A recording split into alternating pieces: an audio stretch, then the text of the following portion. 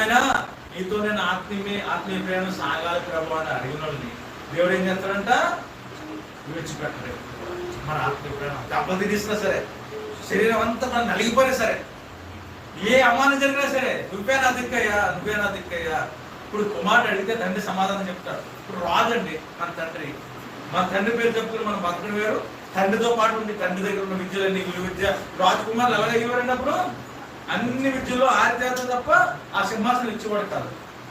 ఇప్పుడు శుభ్రంగా తినేసి ఒక గదిలో పడుకుని శుభ్రంగా ఒళ్ళు పెంచి నానా ఎప్పుడు చచ్చిపోతావు, ఇది చచ్చిపోయిన తర్వాత నేనే రాదంటే ఇంకోటి వచ్చి లాగేసుకుంటాడు. తర్వాత అలాంటి వాళ్ళు తయారు చేయడం వేసేయ ఎలాగా? కష్టానికి, నష్టానికి, బాధకి, వ్యాధులకి స్థిరపడి పోరాటం గురించి ఎదురు చూసుకోవడం మాత్రం అన్నీ ఉంటాయి.